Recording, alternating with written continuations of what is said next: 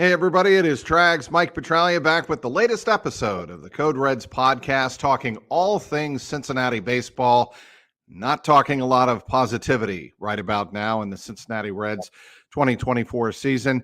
Joining me today is Austin Elmore of ESPN 1530 and also 700 WLW. He joins me to talk about a ship that be sinking, and that would be the 2024 Cincinnati Reds. By the way, Austin, welcome. How you doing? Yes, thank you. Happy to be here. Thanks for having me. The ship be sinking is a Michael Ray Richardson expression from the 1980s New Jersey Nets when they were up against the Boston Celtics. So that's where that emanates from. But anyway, I think it is a fair expression to describe what is happening to the Reds right now, both in terms of injuries and really, frankly, poor performance. And that's where I want to start with this edition of the Reds. That's Alexis Diaz. Yeah. He blew the game on Monday night in Arizona, a very winnable game when he hit Gurriel with the first pitch of the bottom of the ninth inning. I knew it was trouble. Yeah. He just has not looked himself this year. Last year, he was tremendous. Believe it was 38 of 40 save opportunities or 40 of 42. He was pretty much locked down, guarantee every time he took the mound. This year, it has not been the case at all. He's very shaky. He's having trouble throwing strikes, and that again reared its ugly head. Second straight walk-off loss Monday night in Arizona. What are you seeing, or more specifically, not seeing from Alexis Diaz this year?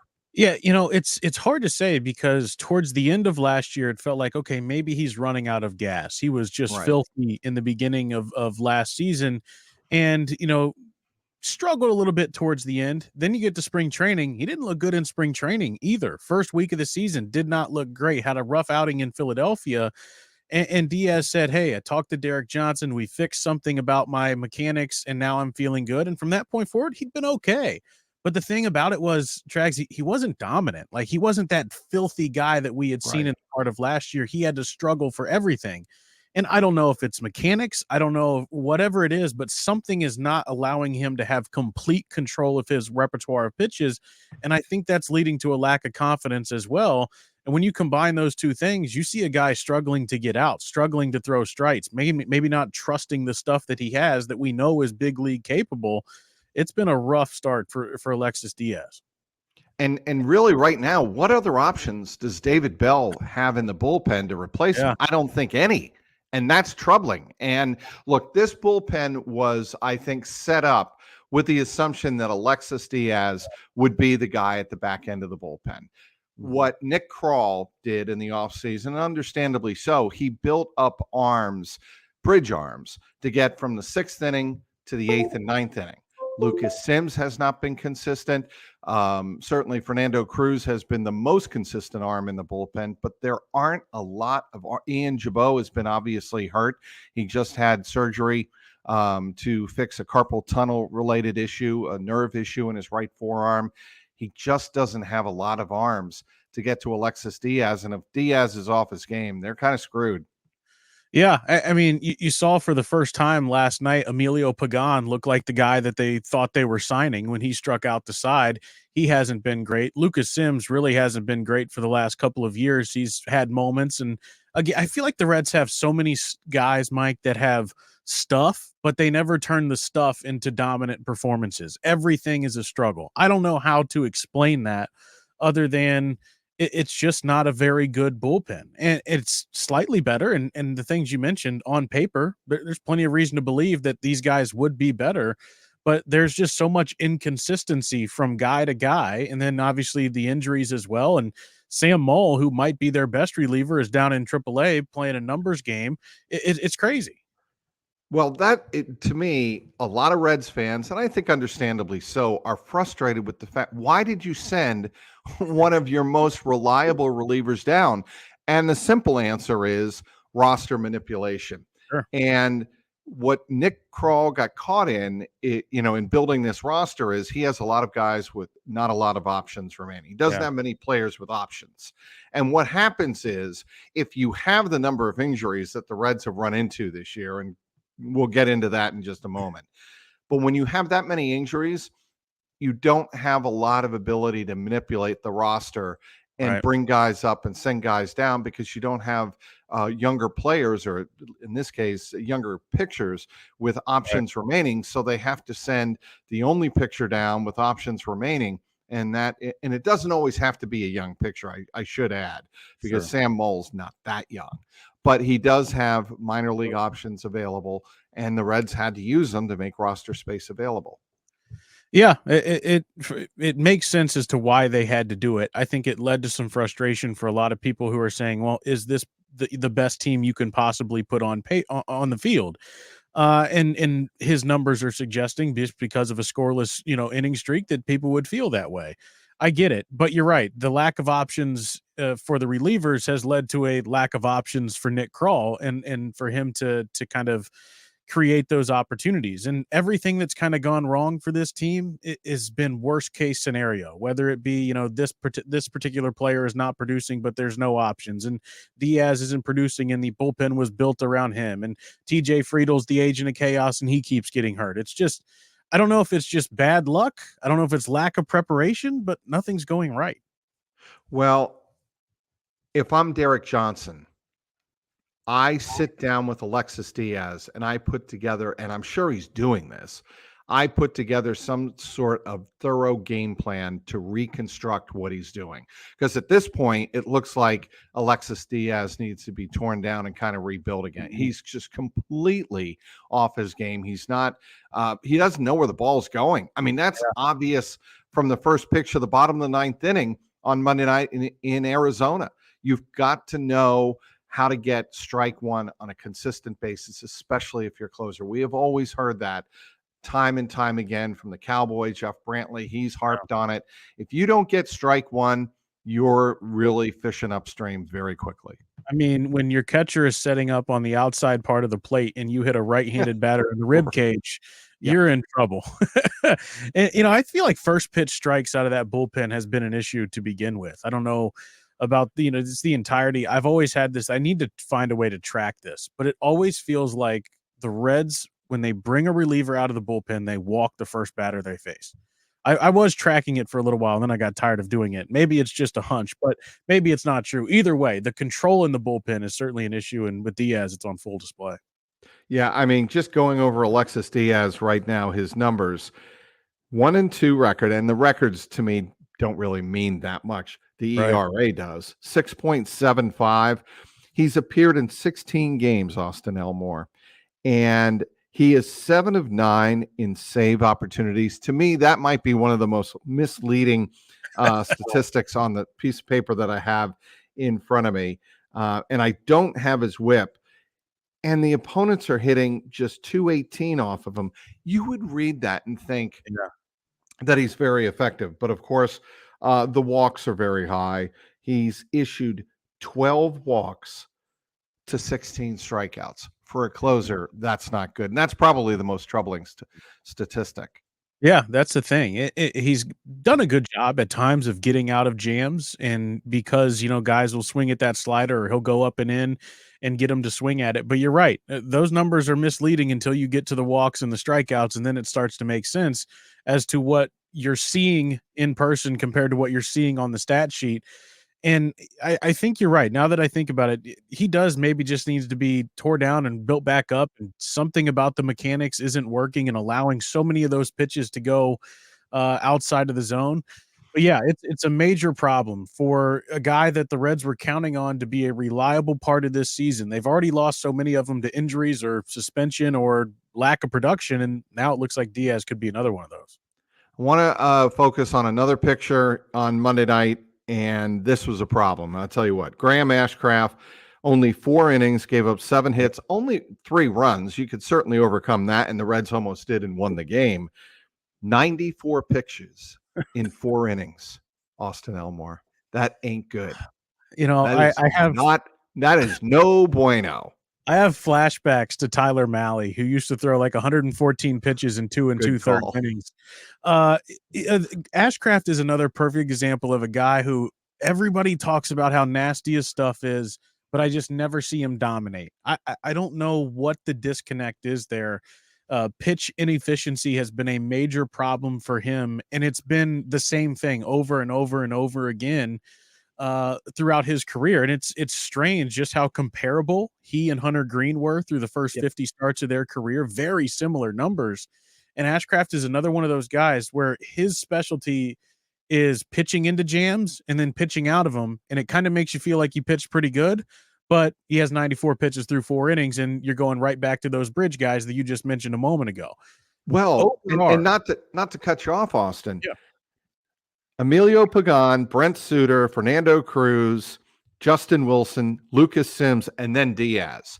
That is just about 24 hours after you used 5 relievers in the walk-off loss that ended with Lucas Sims giving up that that inexcusable 0-2 pitch right down the middle in the bottom of the 10th. And you don't have an off day for a week. Yeah, you don't have an off day for a week, and you got to go play the Dodgers after this series. Yeah, it's just they need so much more out of their starting pitching. It's not been terrible, but they need more innings out of it. You know, we talked a lot about Hunter Green, a ton of foul balls every time he takes the mound. Ashcraft just kind of nitpicks and nitpicks and nitpicks, puts guys on base, then he'll get out of the inning and he feels good, but then he's only lasting 4 innings a start. It's incredibly frustrating to watch because it's in there, but they just haven't been able to get that out of him totally. I think back to the Brewers game, for example. He started in early April. He was dominant through like the first 2 innings of the game, maybe the first 3 innings. The game. Put up a ton of runs, and then next thing you know, he's getting hit all over the ballpark. And the Brewers can pitch really, really, or can hit. That was really a 10-8 win on Monday night, if I recall correctly. Yeah. Stuart Fairchild robbed a home run that night. It was a great game, but Graham Ashcraft felt like he had a chance there to take a step, and he didn't quite take a step. And that's been the story with him a lot. Yeah. And, the Reds are going to have to find answers in this starting rotation. If you're David Bell, do you eventually come to the realization, for better or worse, I got to let some of my younger pitchers go longer, or is it out of his hands and he's being told these pitchers are not going more than 100 innings, no exceptions? I mean, 100 pitches in a game. Yeah, that's a good question. I wish we had some more information on that. It feels like the biggest battle right now. It's like, well, what's David Bell doing, and what's the baseball ops people saying, and what exactly is the philosophy, and how much can you actually put into the feel of a game and trusting a pitcher and thinking about the long-term season that you have at hand. I think David eventually will just have to say, you know what, screw it. We're letting these guys go a little bit. We need to help out our bullpen. Don't want a repeat of last year. And, maybe if they keep losing games, it gets to a point where you're just giving those guys opportunities to battle. You're giving those guys opportunities to get innings and get experience in the big leagues. Who knows? I don't know that you can look at the philosophy as a whole in the entire organization right now and feel really good about it. There's been a lack of development really at every level. The pitchers have probably been the best, so maybe you're trusting that a little bit. But the lack of development entirely makes me question a lot of the philosophies that this team has right now. All right, we have talked enough about the pitching, Austin Elmore. By the way, Austin Elmore does a great job writing for Reds Talk SI. Yes. Is that correct? Reds Talk SI.com. Give the website, Austin. I'm giving you a chance to promote yourself. Go. CincinnatiRedsTalk.com, formerly Inside the Reds. Now it's Reds Talk SI on Twitter as well. And ESPN1530, 700 WLW, trying to be a little bit of everywhere all the time. Yes, as we all are, Austin. Yes. Okay, let's get to the things that really are out of David Bell's control altogether, the injuries. Yeah. It's unbelievable the bad luck that TJ Friedl's had. He comes back from the broken wrist in the Diamondback series, and not a week later, at Great American, not a week later, he gets hit on the left thumb, fractures the thumb. He's going to be out multiple weeks as that heals. He's out. Christian Encarnacion Strand is out with the broken bone in his right hand. So he's going to miss 4 to 6 weeks. You already have Matt McLain recovering from left shoulder surgery, torn labrum, and meniscus was repaired there. So he is out until August. I've just given you 3 players that were considered heart and soul players of the Reds' plans for 2024, and I haven't even mentioned the suspension to Noelve Marte, third baseman of the future for the Reds. That's a lot to be missing. And we're not trying to make excuses, but it is what it is. And you're expecting Mike Ford to hit bombs, and he did, fortunately for the Reds, tied the game Sunday. And San Francisco had that his first career triple Monday night, gave the Reds a lead. And even when they get moments like that from unsung heroes, even when they get all the plays they've been getting from Stuart Fairchild, it still feels like they're missing these guys and they're irreplaceable to what their initial plans were. Yeah, I can imagine what Mike Ford's feeling when he wakes up this morning. He's probably pretty sore from rumbling around those bases racing around. But yeah, it's in those moments you have opportunities to have great stories, like maybe Mike Ford or a Scooter Gennett or somebody turns into one of these players, and you also have opportunities to be like, there's a lot of 4A baseball players here, and this season just hasn't gone the way that they want it to go. And it is bad luck. And I'm tired of talking about the injuries every day on our shows, but also it's part of their story. And it's just a lot of bad luck. And, that the part that I think is getting too much of a pass is outside of the injuries, the guys who are supposed to produce consistently haven't done that. And when that's the case, then the injuries get magnified even more. And sometimes you just wonder, like, what's up with the bad luck of a TJ Friedl? What's up with the bad luck of Matt McLain? And Friedl obviously played 6 games in between the time he came back until now he's out again. And I wonder about the psyche and what that does to the clubhouse of like, man, we just can't get anything going. Like, we finally build a lead and then our all-star closer saves it. And then we finally get TJ back and then he gets hurt. And we're supposed to have this guy who is the third baseman of the future, and he does something stupid and gets popped for PEDs. Like, it just almost feels like it can be a snowball effect of nothing seems to go right. And I worry about the psyche of that in the clubhouse. And I don't know who the leader is to help with that. I think that's a great point, Austin, because I'm in the clubhouse every home game. Mm-hmm. And they have seemed like a very positive, relaxed group for the first 5 weeks of the season. But as these injuries mount, you don't sense anger or agitation. You sense a quiet resignation. It becomes almost funereal in its impact and effect on a major league clubhouse. And people hear this and they're like, well, it's a workplace. You should go to work and do your job. But that kind of atmosphere grinds on you when you're going in and day out, at home, on the road. And, I think the series in San Francisco wasn't terrible. They played some good baseball, close games, and they didn't come out on top. But a game like Monday night, to me, really could be damaging in a lot of different ways. Yeah, the game Sunday in San Francisco to me felt like a turning point because it's like this season is either going to turn back in the right direction with a series win in San Francisco, or it's going to turn back downhill this week with Arizona and Los Angeles. And it felt like in the way that they blew that game on Sunday, that it was the worst possible scenario for the psyche of the team and the stretch that they have coming up, and everything just starting to mount up is like, gosh, I don't know what else we can do. That's kind of how I feel, because like once the bats get going, of course the pitching will let them down. And once the pitching's really good, then the bats weren't productive. And that just can be so frustrating for a ball club. And again, to have an opportunity to get right against Arizona and to have the same thing happen again, and really no fault of their own. It's not like they were horrible in the field. Ellie De La Cruz made a base running mistake, which they continue to do, and the pitching ends up letting them down. And those games are going to happen. But when all the other stuff is happening, then it becomes a really frustrating time to be on that ball club. And we talked about a lot in the offseason who's the leader on the team. And I think Candelario was signed with that in mind, and India was brought back with that in mind. I just don't know if that person that can really rally the troops is in the clubhouse. And I don't know if that's something they would respond to begin with.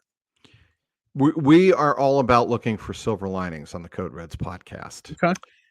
And I think the silver lining is that you're starting to see the guys who need to produce. Jonathan India, I think I saw this tweet and you reposted it on Monday, perhaps, about somebody questioning why Jonathan India was batting cleanup. Yeah. And you said, oh, that Jonathan India who leads the team in batting average, slugging, and OBP and slugging, the slash line, clearly the best slash line of the last 2 weeks for the Reds. That guy with 2 home runs, that's why he's the cleanup hitter. Jonathan India, to me, still remains one of the most valuable players that the Reds have. Yeah. His numbers haven't been great, but they've been – I think he has produced at key moments this season. Sure. And I still think he knows how to play the game, get on base. He is a lightning rod for a lot of Reds fans, though. Yeah, he is. I think the thing about him is he set the bar so high in 2021 with that Rookie of the Year. He's dealt with some injuries, hasn't necessarily been that productive ever since. The lineup and basically everyone around him has changed. It's not been easy on Jonathan India, but he also had a daughter in the offseason, and that can affect you. And I wondered about that in that first road trip they took when he was mired in the slump, that, he's away from his wife and daughter, and how is that affecting him? Those sorts of things that change in the psyche of a human being. But he's starting to look like himself a little bit. And that is going to be really key for this team, especially if he's able to be at the top of the lineup, or when the guys are struggling, David Bell feels comfortable putting him in the 4 spot because he's at least putting the bat on the ball. And that's the thing, when you look at the team as a whole, their strikeout rate is up almost 2% from what it was a year ago. And that changes the entire dynamic of their identity, which they were built upon keeping the line moving and being aggressive and putting pressure on the defense. And so if India is able to just put the bat on the ball, make pitchers work like he did on Monday night, 10-pitch leadoff at bat results in a single, then that can start to open things up for the other guys that have been producing a little bit more consistently, and guys that you expect to be producing more consistently, like Steer and De La Cruz. How much of this slump, which is now losses in 11 of 12 games, they were at one point 14-10. They are now 17-24. So do the math. That's 3-14. Is that good math? My Villanova math coming through? That's good enough for me. I'm terrible at math, so I'm going to trust you. So they're 3-14 over their last 17 games. How much of this do you put at the feet of David Bell? It's a great question. I don't know that there's anybody in Cincinnati sports media who has defended David Bell more than me.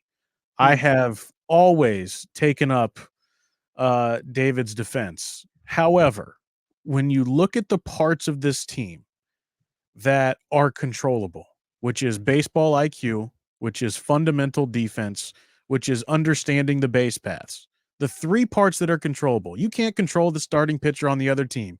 You can't control how good you are and how good you're feeling on a particular day if you're the pitcher for the Reds. But what you can control is base running, baseball IQ, and defense. And they're bad at all 3 of those. And who do you point the finger to in that scenario? See, and here's what people conflate sometimes. They say, well, it's David Bell's fault. No, it's David Bell's responsibility. Right. Because obviously a manager doesn't play the game. And we understand that. And there are mistakes that the Reds make. Like you say, that they're hitting incredibly poorly. They're a little bit better now. I think they've moved up to 29th in baseball instead of dead last. Yeah. They're hitting 217. He can't really control that. He can't control the strikeout rate of his batters. He just doesn't. He doesn't go up to the plate and hit. But like you said, he does have responsibility, and he can control how his team understands how he wants the game played. It's really that simple. Yeah. And at what point, at what parameter, now that we're a quarter of the way through the season, do you consider making a change in the way that you prepare? Do you consider changing up the way that you practice? Do you consider making certain parts of the game a point of emphasis? Do you consider saying, hey, guys, we're not hitting the ball very well. Base runners are really valuable. I appreciate your aggression. That's our identity. But you've got to be smarter on the base pass. You keep running into outs, and we need base runners. At what point, and not to say that he hasn't said that. I'm sure he has. He's a smart guy.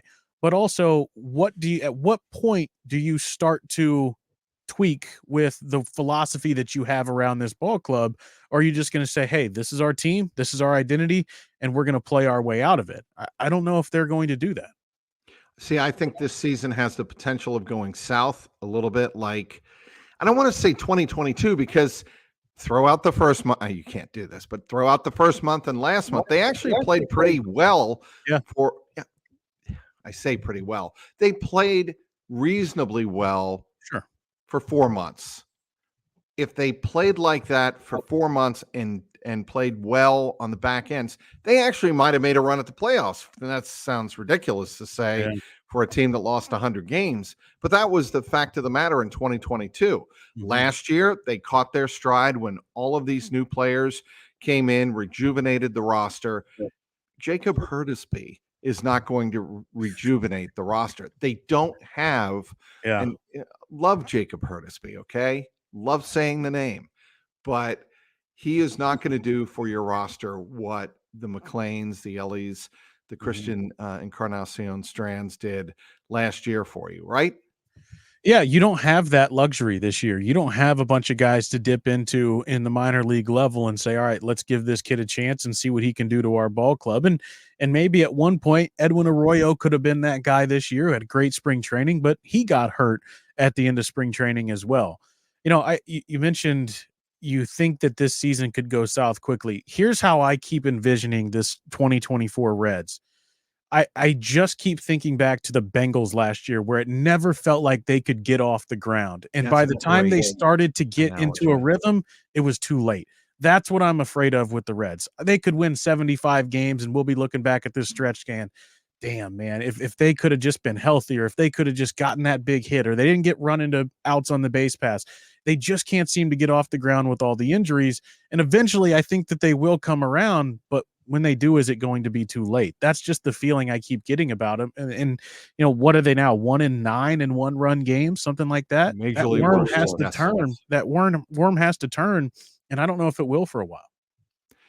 Look, we're talking about a 17-game stretch out of 162 games. Yeah. Obviously, there are teams.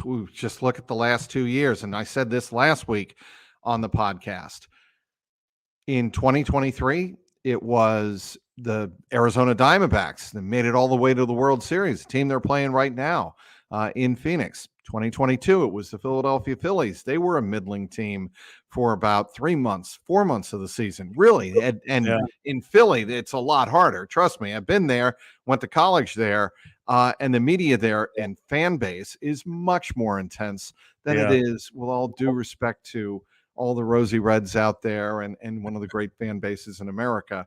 The Reds fan base is not quite as intense as Philadelphia, the market, certainly. So there is hope.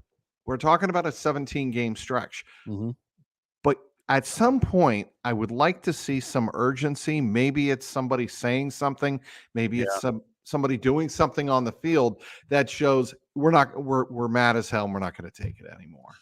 Yeah, another example would be the 2019 Nationals, who were right around this level before they went on a run and won the World Series.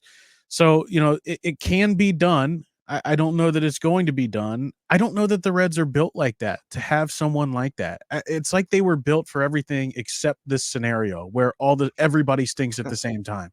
Because it's, you know, how do you approach the locker room and say, hey, let's pick it up, and you're batting 192, you know, and the guys are like, I'll tell you what, Austin, I'll tell you how you do it. You bring in veterans. Yeah. Veterans like, and I forget who it was. We spoke about this. Oh, it was your partner in crime. It was Mo Egger. I had Mo on a couple of weeks ago, and he mentioned, and I mentioned at the time, the significance of having Scott Rowland back in 2009. Nobody understood back in 2009, why in the world are you trading for Scott Rowland at the trade deadline? Right. Next year, you found out why. The Reds are lacking, to me, that kind of experienced, forceful leadership in the clubhouse right now. At least it appears that way. And if it appears that way on the outside, maybe, you know, it's relevant on the inside as well. Yeah, and I think back to another guy too, and Miguel Cairo, similar situation around that same time. That was just such a great presence in the locker room. And, you know, I wonder if maybe we didn't give Joey Votto enough credit for the person he was in the clubhouse. Not to say that this would be easier with him here, but just, having that guy around that you can go and talk to if you're an Ellie De La Cruz or if you're a Will Benson to say, hey, help me through this. And, I just don't think that they have that person. Obviously, Candelario was meant to be that guy. But, I don't know if he is that person and that vocal guy in the locker room or in the clubhouse. And yeah, it seems to be an oversight, especially when you look around some of the guys that they were able to go and get in the offseason that they didn't go and get. I think of a guy like Jurickson Profar, who signed a 1-year deal with the Padres. Now, the Reds didn't need a center fielder, at least in their mind at the time, but a right-handed bat with power, relatively cheap. He's been fantastic for San Diego. So those sorts of moments that you go back and you think, man, and it makes you wonder going forward, is Nick Krall going to put more of a value on that type of player through situations like this, for situations like this? I do think that one thing Nick Krall could do right now is say, hey, I got your back. We're going to get creative. We're going to make a deal to bring in a veteran or two, just to let the clubhouse know you're not on an island. We see what's happening.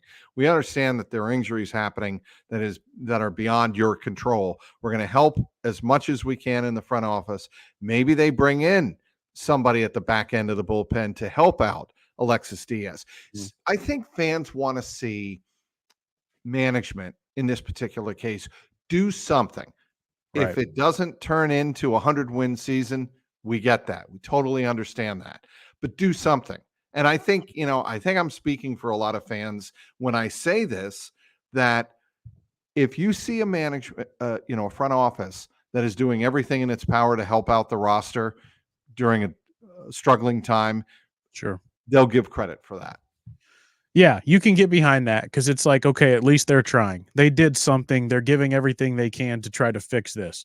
I agree with you 100%. Don't know exactly what that move would look like, but something to say, hey, David, hey, Jamer, hey, John, we're going to try to help you guys out a little bit here and get somebody in this clubhouse that's not Jacob Hurtabees or whatever you said his name is, or Mike Ford.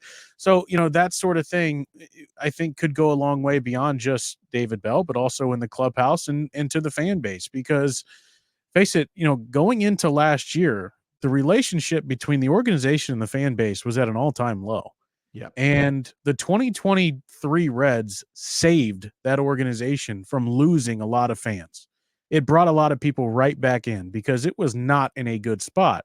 And I'm not saying that if they have a poor season this year, they're going to have, that same situation where fans are going to be jumping off the ship, but they need to be shown something to say, hey, we're still trying, we're still believing, and we're going to do something to fix this ball club or try to fix this ball club. That sort of thing is really, really important with this fan base because there's not a lot of trust here, Trags. I did the math this morning. The Reds are over 200 games under 500 in my lifetime. I'm 28 years old. I turned 29 in 2 weeks. And for the last 29 years, the Reds have sucked. And so there's a lot of people, an entire generation of people that are like, you guys keep telling us stuff's going to happen, but it never does. And they need to be able to build up some trust with the fan base, especially this year. So, in other words, Mark Lewis did not happen in your lifetime. No, he did not.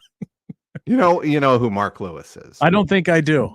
Okay. Mark Lewis, Hamilton, Ohio native, was the star of the game the last time the Cincinnati Reds won a postseason series. 1995, hit a grand slam against the Los Angeles Dodgers, sealing that win in game number 3-0 sweep over the Dodgers. I was last time the Reds won a postseason series. I was 5 months old.